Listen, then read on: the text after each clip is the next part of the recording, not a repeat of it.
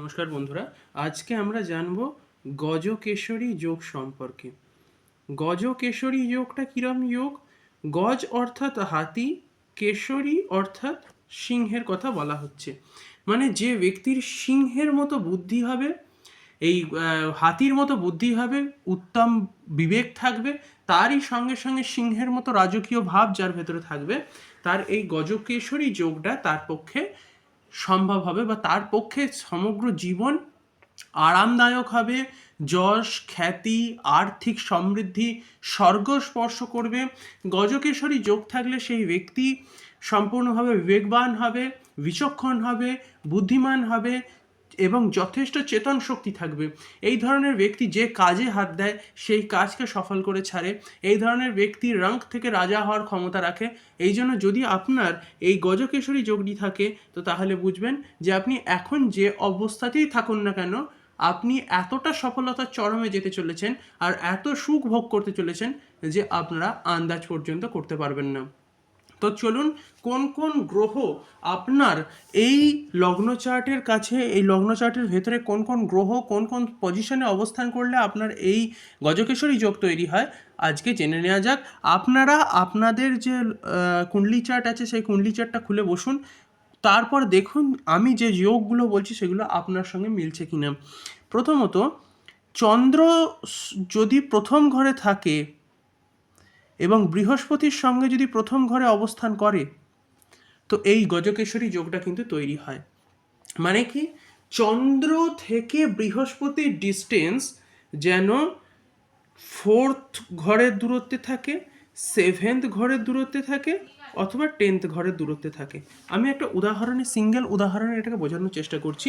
ধরুন কারোর লগ্নে চন্দ্র অবস্থান করছে এবং তার সঙ্গে বৃহস্পতি অবস্থান করছে, অথবা ধনু রাশিতে চন্দ্র অবস্থান করছে, অথবা কোনো রকমভাবে মীন রাশিতে চন্দ্র অবস্থান করছে, তো তাহলে সেক্ষেত্রেও কিন্তু গজকেশরী যোগের একটা জায়গা তৈরি হয়।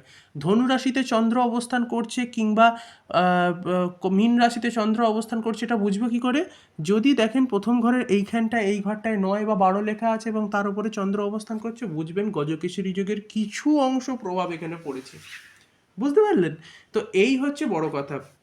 এইবার যদি দেখেন, আমি কি বললাম, চন্দ্র থেকে দূরত্ব 4th ঘরে, 7th ঘরে বা 10th ঘরে যদি বৃহস্পতি অবস্থান করে, তো তাহলে সে ব্যক্তির গজকেশরী যোগ সম্পূর্ণ হয়।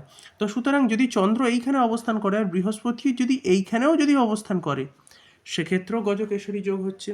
বৃহস্পতি যদি এইখানে অবস্থান করে, সেক্ষেত্রেও কিন্তু গজকেশরী যোগ সম্পূর্ণ হচ্ছে। বৃহস্পতি যদি দশমে অবস্থান করে, সেক্ষেত্রেও কিন্তু গজকেশরী যোগ সম্পূর্ণ হচ্ছে। মানে চন্দ্র থেকে বৃহস্পতির ডিস্টেন্স যেন 4 ঘর হয়, অথবা 7 ঘর হয়, অথবা 10 ঘর হয়। কিভাবে গুনব? 1 2 3 4 অ্যান্টি ক্লকওয়াইজ গুনব। তারপরে 5 6 7, দেখুন 7-এ যদি বৃহস্পতি বসে থাকে তো তাহলে সম্পন্ন হয়, অথবা 8 9 10, 10 নম্বর ঘরে যদি বৃহস্পতি বসে থাকে, প্রথম ঘরে যদি চন্দ্র বসে থাকে, তাহলেও কিন্তু গজকেশরী যোগ সম্পূর্ণ হয়। এবং এই গজকেশরী যোগ যদি কারোর লাগে, তার কিন্তু ধন সম্পদ, বিদ্যা, অর্থ, পুত্র পৌত্র, শ্রীমান, অক্ষয় কীর্তির অধিকারী হয় সে ব্যক্তি। তো সুতরাং এই ক্ষেত্রগুলোতে এই একটা সূত্র মনে রাখবেন, চন্দ্র থেকে 4th ঘরের দূরত্বে যদি বৃহস্পতি অবস্থান করে, চন্দ্র থেকে 7ম ঘরের দূরত্বে যদি বৃহস্পতি অবস্থান করে, চন্দ্র থেকে 10ম ঘরের দূরত্বে যদি বৃহস্পতি অবস্থান করে, সেক্ষেত্রে কিন্তু এই গজকেশরী যোগটা সম্পূর্ণ হয়। আর কোন কোন রাশিতে এগুলো শক্তিশালী হয়? প্রথমত হচ্ছে কর্কট রাশিতে যদি বৃহস্পতি অবস্থান করে, শক্তিশালী হয়। ধনু রাশিতে যদি অবস্থান করে চন্দ্র অথবা বৃহস্পতি, তাহলে ভালো হয়। মীন রাশিতে যদি অবস্থান করে, তাহলে সেক্ষেত্রে শুভ হয়। এই 3টে রাশির ক্ষেত্রে কিন্তু শুভ গজকেশরী যোগের একটা যোগ দেখা যায়।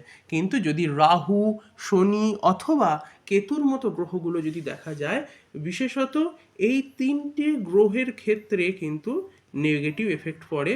তারই সঙ্গে সঙ্গে আরেকটি গ্রহও আছে, সেটি হচ্ছে মঙ্গল। মঙ্গলের এফেক্ট যদি এই চন্দ্রের ওপর পড়ে যায়, তাহলে কিন্তু সেই গজকেশরী যোগে থাকা সত্ত্বেও কিন্তু অনেক নেগেটিভ ইম্প্যাক্ট পড়তে পারে। তো এই হচ্ছে পুরো বিষয়টি, যেখানে আপনাদেরকে খুবই ভালোভাবে এই পুরো ব্যাপারটাকে এক্সপ্লেন করা হলো।